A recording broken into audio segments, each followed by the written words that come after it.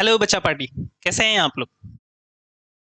उम्मीद करता हूँ आप सभी बहुत बेहतर होंगे और अपनी अपनी पढ़ाई बहुत ही बेहतरीन तरीके से कर रहे होंगे। अब तक टोटल हमने बहुत सारी क्लासेस ली हैं और उनमें कुलम्स लॉ को बहुत ही मजेदार तरीके से हमने पढ़ा।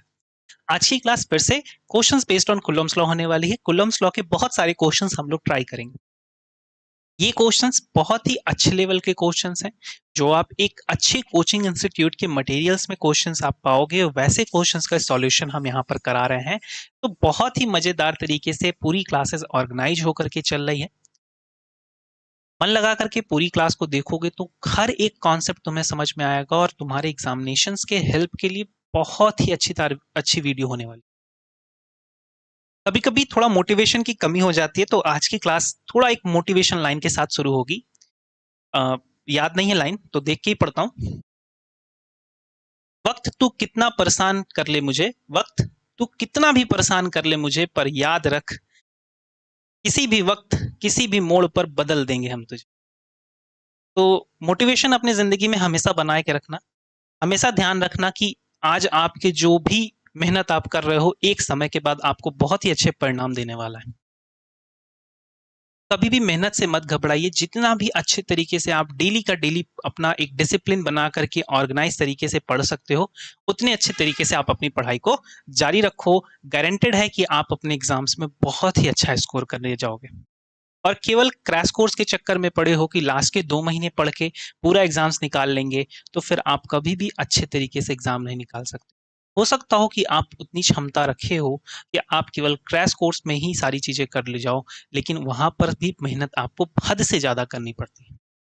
तो डेली की थोड़ी थोड़ी मेहनत आपको एक समय जा करके बहुत ही अच्छा रिस्पॉन्स देती है। उम्मीद करता हूँ ऑडियो और वीडियो बहुत ही अच्छे तरीके से दिख रहा होगा आपको, मेरी वॉइस आपको आप तक आसानी से पहुंच रही होगी।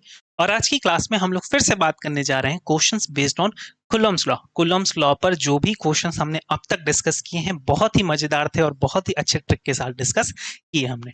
आज की क्लास में फिर से नियरली 4 to 5 क्वेश्चंस का डिस्कशन हम लोग करेंगे। और आज कोई रिकॉल नहीं है, इसके पहले की क्लास में मैंने सारा फॉर्मूला आपको रिकॉल कराया था। आज जो भी हम लोग क्वेश्चंस पढ़ रहे हैं, हर एक क्वेश्चन न्यू टाइप का है और हर एक क्वेश्चंस के आइडियाज मैं आपके साथ डिस्कस करूंगा।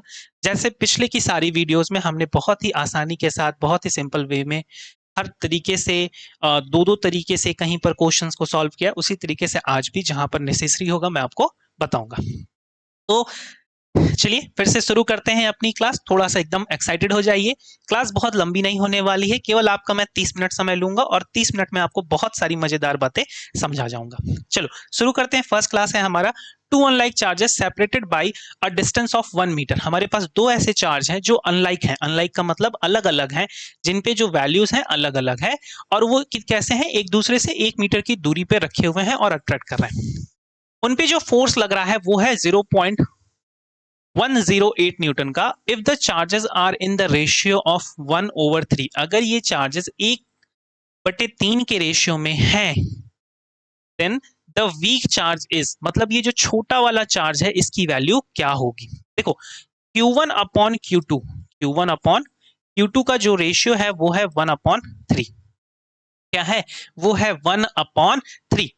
तो इसको कैसे समझेंगे सर? इसको हम ऐसे समझेंगे कि Q1 को हम मान लेते हैं ये है Q, तो जो Q2 होगा वो हो जाएगा क्या, 3Q। और हमसे वैल्यू किसकी पूछ रहा है? हमसे वैल्यू पूछ रहा है Q की। आपको फोर्स दिया हुआ है, फोर्स की वैल्यू कितनी है, 0.108। चलो सॉल्व करते हैं। आज की क्लास में इस क्वेश्चन में आपको मैं बताऊंगा कि कैसे क्वेश्चंस या कैसे कैलकुलेशंस को बहुत फास्ट तरीके से करते हैं। चलो F इज इक्वल टू क्या हो जाता है, K times Q1 Q2 upon R square. K times Q1 Q2 upon में R स्क्वायर हो जाता है। और यहां पर देखिए F इज इक्वल टू क्या हो जाएगा, K की वैल्यू होती है 9 टाइम्स 10⁻⁹। चलो पहले वैल्यू नहीं रखते, वैल्यू को बाद में रखेंगे। कैसे, मैं तुम्हें बताता हूं। इसको रीअरेंज करते हैं ना। तो F is equal to formula क्या होगा, F is equal to K times Q1 की जगह पे आप क्या रख देंगे, स्मॉल q, और Q2 की जगह हमने क्या रख दिया, 3Q, और डिवाइड बाई क्या हो गया, R स्क्वायर। R की वैल्यू आप रख दीजिए, क्या रख दीजिए, 1 का स्क्वायर। तो ये हो गया 1 का स्क्वायर।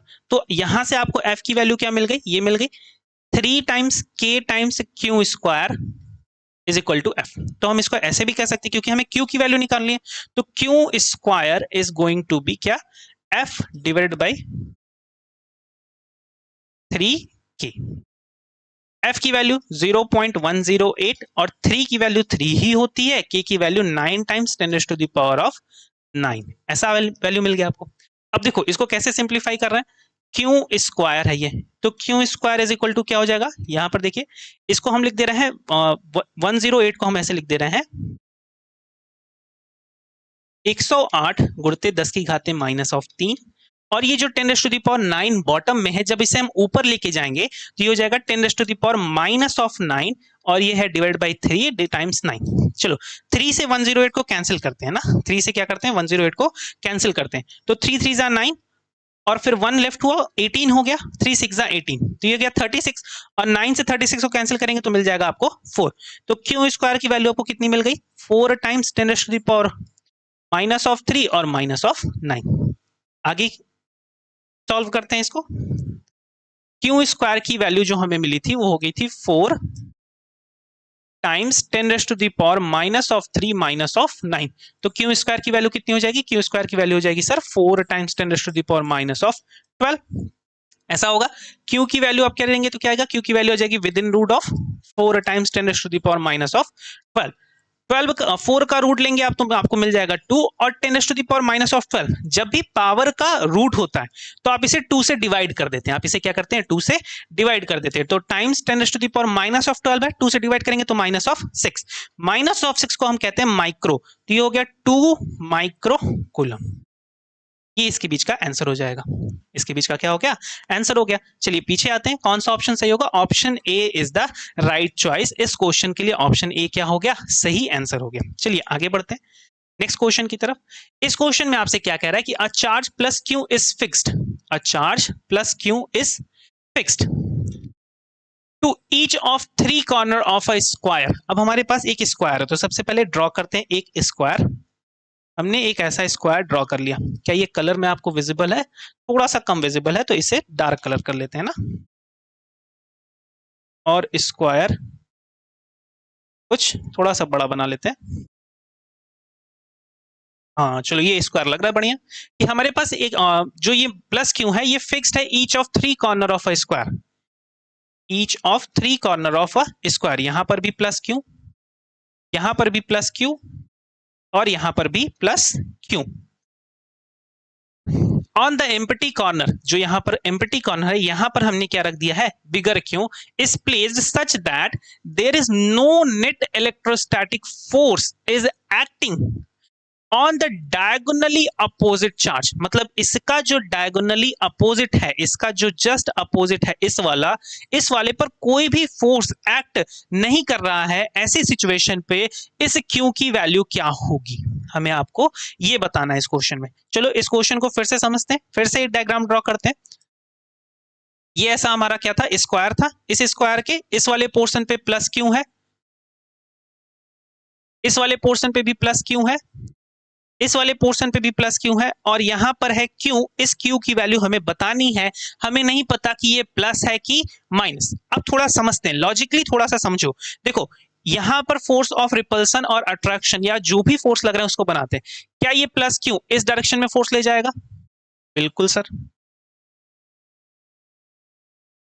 इस प्लस क्यू से जो फोर्स लगेगा वो फोर्स लगेगा इस डायरेक्शन में, और इस प्लस क्यू से जो नीचे फोर्स है इससे जो फोर्स लगेगा वो ऊपर की डायरेक्शन में लगेगा, ऐसा होगा ना।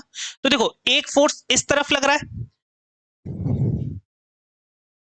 अब दिख रहा है, एक फोर्स ऊपर की तरफ लग रहा है, एक फोर्स इधर की तरफ लग रहा है।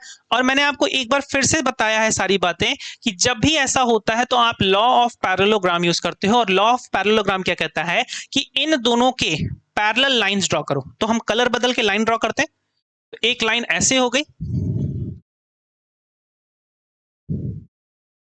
एक लाइन आपकी ऐसे हो गई, और एक लाइन ऐसे हो गई, इन दोनों के पैरेलल हमने लाइन ड्रॉ की। और इनका आपको क्या करना है, डायगोनल ड्रॉ करना है। तो डायगोनल अगर मैं ड्रॉ करूंगा तो डायगोनल जाएगा ये। तो इन दोनों फोर्सेस के कारण मैं इसे अगर नाम दे देता हूं, चलो इनके बॉर्डर्स के नेमिंग करते हैं। इस बॉर्डर को हमने नाम दे दिया ए, इस बॉर्डर को नाम दे दिया हमने बी, इस बॉर्डर को नाम दे दिया हमने सी, और इस बॉर्डर को नाम दे दिया हमने डी। तो देखो यहां पर जो ये वाला फोर्स है ये है फोर्स एफ ए, और ये है फोर्स एफ सी। इन दोनों फोर्स एफ ए और एफ सी के कारण एक फोर्स लग रहा है एफ ए सी, जो इस डायरेक्शन में। अगर हमें नो नेट फोर्स करना है इस चार्ज पर, तो तुम्हें क्या लगता है, इस चार्ज को इसे रिपेल करना चाहिए या अट्रैक्ट करना चाहिए? लॉजिकली है, या फिर आप कह सकते हो कि सर अगर ये इसको अपनी तरफ बुला ले तो एक दूर भगा रहा है, एक पास बुला रहा है, तो दोनों क्या हो सकते हैं, नेट फोर्स जीरो हो सकते हैं।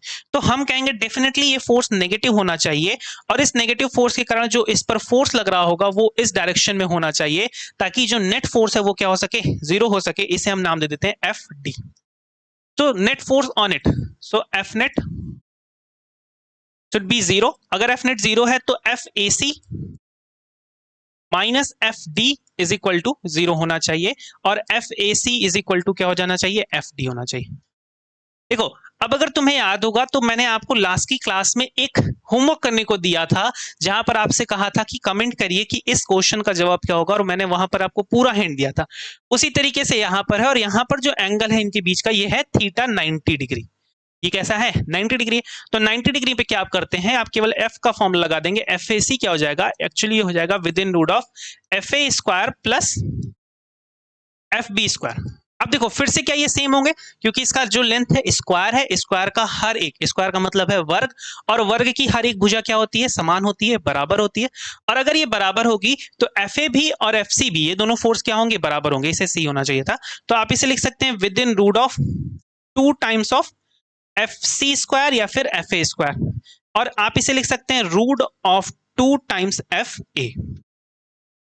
ये हो गया वैल्यू आपकी किसकी, एफ ए सी की वैल्यू हो गई। चलिए रख देते हैं, एफ ए सी की जगह आप क्या लिख सकते हैं, root 2 times of F A. थोड़ा सा क्वेश्चन में देखते हैं, क्या इसकी साइड के लिए उन्होंने कुछ हिंट दिया है, स्क्वायर की साइड के लिए नहीं, कोई हिंट नहीं दिया। तो हम इसे एज्यूम कर लेते हैं कि स्क्वायर की जो साइड है उसकी लेंथ है गिवन है ए। अगर लेंथ ए है तो इसका जो डायगोनल है, स्क्वायर का जो क्या है, डायगोनल है, डायगोनल का मतलब ये, इसकी वैल्यू क्या होती है, तो इसकी वैल्यू होती है आपकी रूट 2a। इसकी वैल्यू क्या हो जाती है आपकी, रूट ऑफ 2a। देखो थोड़ा सा ये जो डायरेक्शन है इसको इसी पे आना चाहिए था, वो डायग्राम हमने पहले ड्रॉ किया था, इसलिए थोड़ा सा आपको ऊपर नीचे लग रहा होगा, उससे घबराइएगा मत, बट एफ डी इसी लाइन के अलोंग होना चाहिए।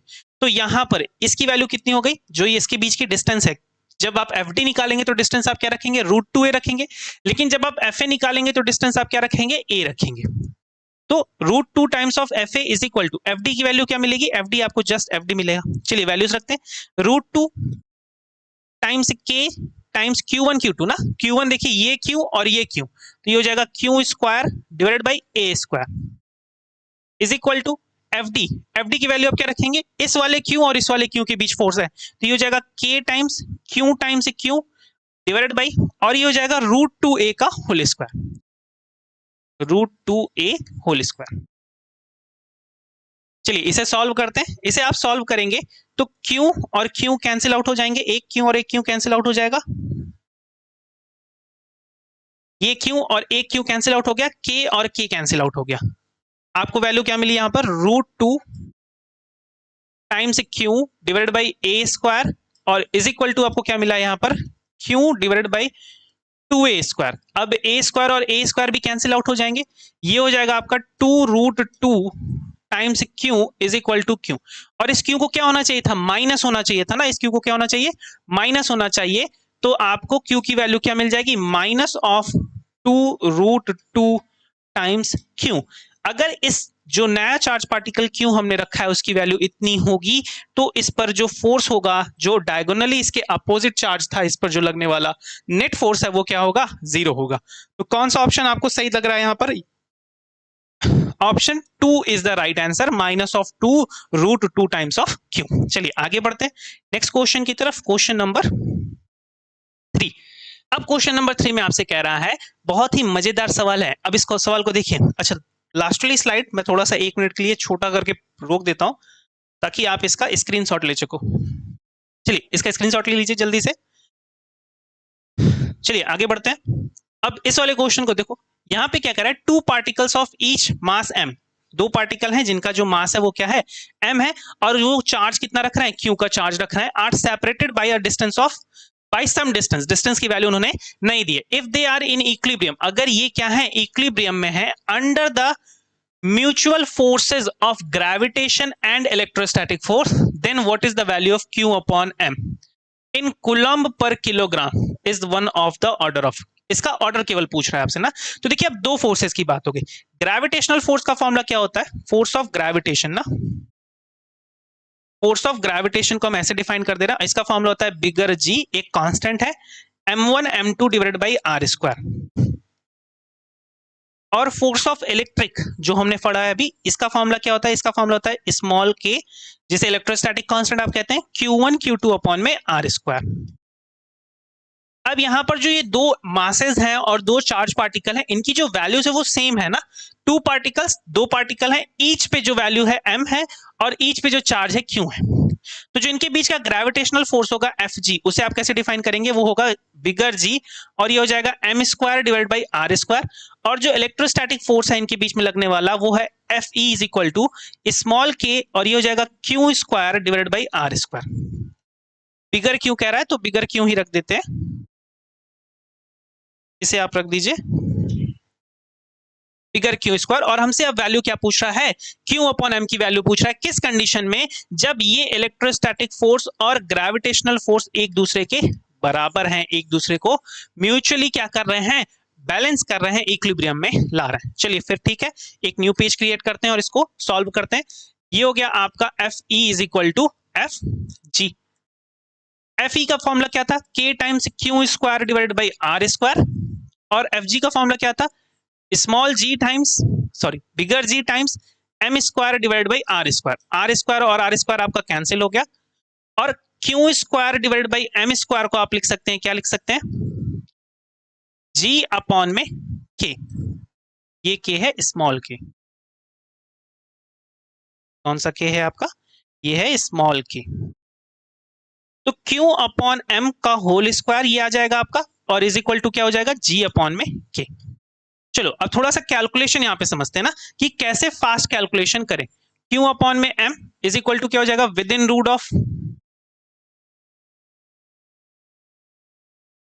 रूट ऑफ के अपॉन में एम, ये नहीं रहा है, के अपॉन में जी अपॉन में के है, जी अपॉन में के। चलिए क्यू अपॉन एम, जी की वैल्यू क्या होती है, जल्दी से कमेंट करिए, जल्दी से बताइए जी की वैल्यू क्या होती है। जी की वैल्यू होती है 6.67 times 10 raised to the power minus of 11। और के की वैल्यू क्या होती है, के की वैल्यू सर अभी हमने पढ़ा था 9 times 10 raised to the power क्या होती है, 9। देखा, के की वैल्यू है 6.6, के की वैल्यू है 9 times 10 raised to the power of 9, और जी की वैल्यू क्या है 6.67 times 10 raised to the power minus of 11। Q upon M क्या हो जाएगा, क्यू अपॉन एम हो जाएगा विद इन रूट ऑफ, देखिए 6.67 डिवाइडेड बाई 9, 6.67 डिवाइड बाई 9। थोड़ा सा एज्यूम करो, इसको हम सपोज कर ले अगर ये 63.7 लिखा है, 66.7 लिखा है, तो अप्रोक्सीमेटली नियर अबाउट 63 है, और नियर अबाउट 63 का मतलब है डिवाइड बाई 9 होगा तो 9 7 जा 63। तो अगर ये वैल्यू कैंसिल आउट हो रही है तो ये हो रही होगी 0.7 0.73 समथिंग, कुछ ऐसा ही होगा। तो हम इसे एज्यूम कर लेते हैं, ये हो गया 0.73 something times 10 raised to the power minus of 11 minus of 9 within root of 0.73 अगर एज्यूम करो तो नियर अबाउट 0.64 है। नियर अबाउट कितना है, 0.64। 0.64 मतलब कि 64 होता है स्क्वायर ऑफ 8। तो स्क्वायर रूट ऑफ 64 आप क्या लिखेंगे, 8 लिखेंगे। स्क्वायर रूट ऑफ 0.64 आप क्या लिखेंगे, स्क्वायर रूट ऑफ 0.64 आप क्या लिखेंगे, 0.8। मैं आपसे क्या कह रहा हूं कि स्क्वायर रूट ऑफ 0.64 आप क्या लिखेंगे, समथिंग अप्रोक्सीमेटली 0.8। और अगर यही स्क्वायर रूट ऑफ 0.73 हो गया तो आप इसे कैसे लिख सकते हैं, 0.8 समथिंग, 0.8283 समथिंग, कुछ ऐसा ही लिख दिया जाए, या 8485 समथिंग लिख सकते हैं। तो इसी चीज को हमने यहाँ पे लिख दिया क्या, 0 आउटसाइड फ्रॉम द रूट। सबसे पहले से लिख दीजिए 0.73 times 10 raised to the power, ये हो गया minus of 20। Out of the root आप इसे लिखेंगे approximately 0.85 something times 10 raised to the power, ये हो जाएगा माइनस ऑफ 10। देखो अगर ये वैल्यू 3.14 से बड़ी होती, 3.14 नहीं, अगर ये वैल्यू 5 से थोड़ी बड़ी होती तो 5 से वैल्यू बड़ी होने के कारण आप यहाँ पर क्या लगा देते, इसकी जो पावर है, इसका जो ऑर्डर है उसमें आप 1 ऐड कर देते। लेकिन ये वैल्यू अगर 5 से छोटी है तो इसके ऑर्डर को आप चेंज नहीं करोगे, 10 raised to the power minus of 10 as it is रहने दोगे, तो इसका जो आंसर हो जाएगा वो हो जाएगा option 2 that is the right answer. चलो आगे बढ़ते हैं। नेक्स्ट क्वेश्चन आ गया फोर्थ क्वेश्चन, और फोर्थ क्वेश्चन आपसे क्या कह रहा है कि अ चार्ज ऑफ 1 माइक्रोकूलम, एक 1 माइक्रोकूलम का चार्ज है, इज डिवाइडेड इनटू 2 पार्ट। इस 1 माइक्रोकूलम को हमने 2 पार्ट में डिवाइड किया, और इस जब 2 पार्ट पे डिवाइड किया, इस तरीके से डिवाइड किया है कि उनके जो चार्जेस हैं, their charges are in the ratio of 2/3, मतलब ये 2x का रेशियो बना है और ये 3x का रेशियो बना है ना। तो इसका मतलब अगर मैं दोनों को ऐड करूं 2x प्लस 3x, तो इसकी वैल्यू कितनी आनी चाहिए, 1 माइक्रोकूलम आनी चाहिए, और 2x प्लस 3x हो जाता है कितना, 5x। 5x is equal to कितना, 1 माइक्रोकूलम। तो x की वैल्यू कितनी आ जाएगी, x की वैल्यू आ जाएगी 1/5 माइक्रोकूलम।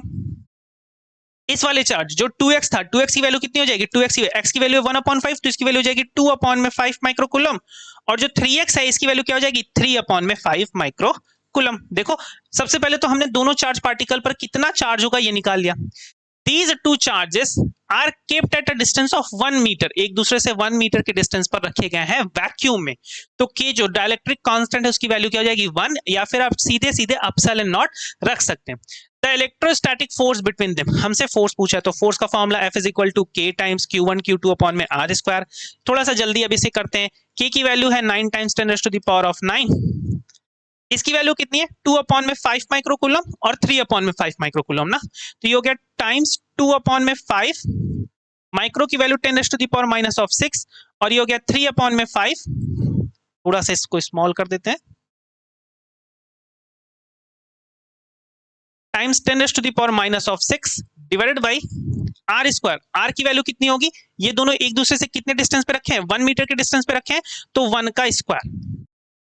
F की वैल्यू कितनी मिलेगी, देखो F की वैल्यू मिल जाएगी 9 times 10 to the power of 9, power वाले सारे टर्म्स को दूसरी तरफ लिख देंगे ना, तो 9 times 2/5 times 3/5 times 10 to the power of 9 minus 6 और बॉटम में 1 का स्क्वायर, तो 1 का स्क्वायर कैंसिल हो जाएगा, उससे कोई मतलब नहीं है। 1 का स्क्वायर कैंसिल होने का मतलब है कि 1 का स्क्वायर 1 ही होगा, और डिवाइड बाई 1 लिखो या ना लिखो कोई मतलब पड़ने वाला नहीं है। F इज इक्वल टू ये हो जाएगा 9 times 2 times 3 divide by 25 times 10 raise to the power minus of 3। देखो 9 2 जा 27, 27 3 9 2 जा 18, और 18 3 जा 54 ना।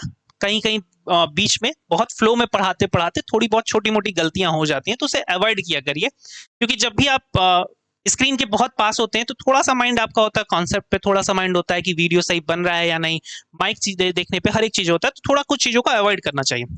तो 9 टाइम्स 2 आपका 18, और 18 3 क्या होता है 54, तो ये हो गया 54 divided by 25 times 10 raise to the power minus of 3। देखो 54 डिवाइड बाई 25 मतलब अप्रोक्सीमेटली 2 बार में जाएगा, नियरली 2 बार में, तो इसे हम एज्यूम कर लेते हैं कि ये है 2 पॉइंट समथिंग, 2.2 मान लेते हैं, अब एज्यूम कर लेते हैं ना, times 10 raise to the power minus of 3।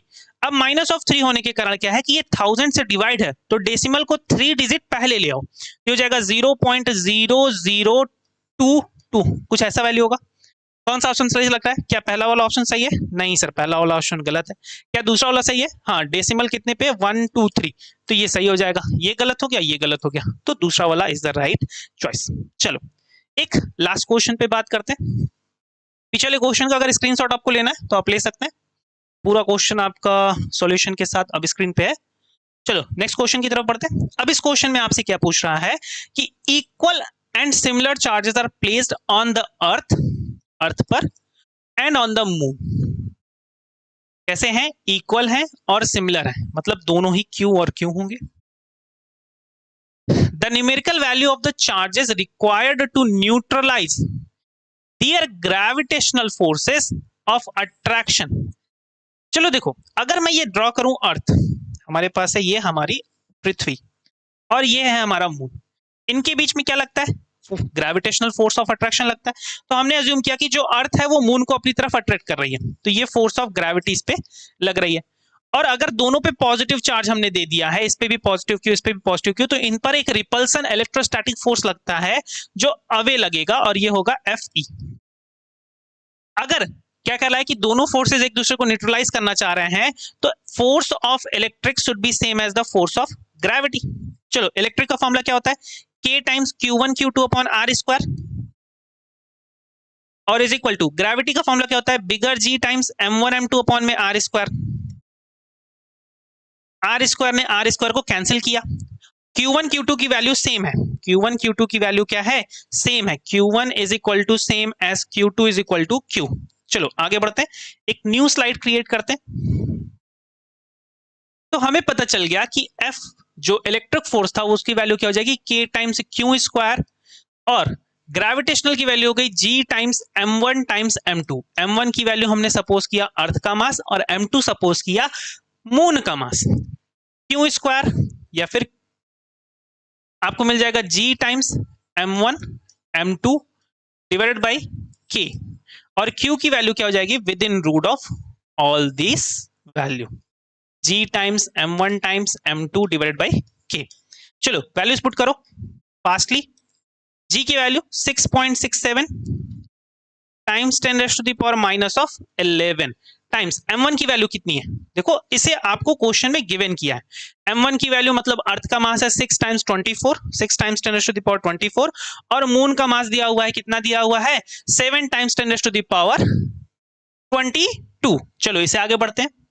तो mass of earth 6 times 10 raise to the power 24, moon का मास कितना है, 7 times 10 raise to the power 22 divided by K की value 9 times 10 raise to the power of 9। चलो इसे solve करते हैं, ये हो जाएगा within root of, powers को एक तरफ कर लेते हैं, वैल्यूज को एक तरफ कर लेते हैं ना। तो वैल्यूज है आपकी 6.67 टाइम्स 6 टाइम्स 7 डिवाइड बाई 9 इतना हो गया, टाइम्स पावर देखो 10 raise to the power minus 11 सबसे पहले, फिर प्लस 24 माइनस 11 प्लस 24 फिर प्लस 22, और नीचे बॉटम में 9 था तो minus 9 within root of, इसे कैंसिल आउट करो 3 से, 9 को कैंसिल आउट करेंगे तो देखो क्या हो जाएगा, 3 2 जा 6, 3 3 जा 9। इसे भी अप्रोक्सीमेटली आप क्या लिखोगे, 2.2 लिख दोगे, तो ये वैल्यू मिल गई 2.2 टाइम्स 2 टाइम्स 7 और 10 रेज़ टू द पावर, ये सारी वैल्यू पढ़िए, सारी वैल्यू कितनी, माइनस 11 24 22 माइनस 9, क्या है ये 24 प्लस 22 और माइनस 11 माइनस 9, 24 और 22 को ऐड करिए कितना मिलेगा, 4 2 6 2 2 4, और 11 और 9 को ऐड करिए कितना मिलेगा 20, इसको आप जब माइनस करेंगे तो आपको मिल जाएगा 26, तो यहां पर आपकी उसकी वैल्यू मिल गई 10 रेज़ टू द पावर 26। चलो देखो नियरली ये दोनों सेम है, तो इसको आउटसाइड फ्रॉम रूट कर लो। 7 2 का स्क्वायर 4, 3 का स्क्वायर 9, तो रूट ऑफ 7 होना चाहिए 2 और 3 के बीच में होना चाहिए, 2 और 3 के बीच में होना चाहिए, तो इसका मतलब 2.7 ऐसा कर ले, फिर से समझो, रूट ऑफ 4 2 हो गया, रूट ऑफ 9 क्या हो गया, इसे समझो, मैं जो तुम्हें बता रहा हूं ये बहुत शॉर्ट तरीके से हैं, शॉर्ट मेथड्स हैं।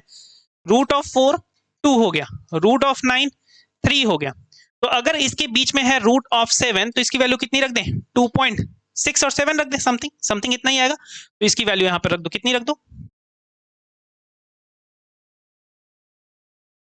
रूट ऑफ 7 को बाहर लिखेंगे तो इसको लिख दे रहे हैं 2.7 समथिंग लिख दे रहे हैं, times 10 raise to the power 26 को बाहर लाएंगे तो 10 रेज़ टू द पावर 13 हो जाएगा, इसको मल्टीप्लाई करो, 2 2 जा 4 और 2 7 जा 14, तो ये हो जाएगा nearly 5.4 times 10 raise to the power 13, और ये वैल्यू होनी चाहिए किसकी, चार्ज की वैल्यू, कूलम। बैक जाते हैं, क्या कोई एक ऐसा ऑप्शन है नियर टू द हमारा जो आंसर आया है उसके पास का कोई ऑप्शन है, हाँ ऑप्शन नंबर सी, ऑप्शन 3 ऐसा ऑप्शन है जो 5.5 times 10 raise to the power 13 कह रहा है, क्योंकि हमने एवरेज वैल्यू सपोज की थी, इसलिए हमारा आंसर नियर आया है, उसके पास आया है।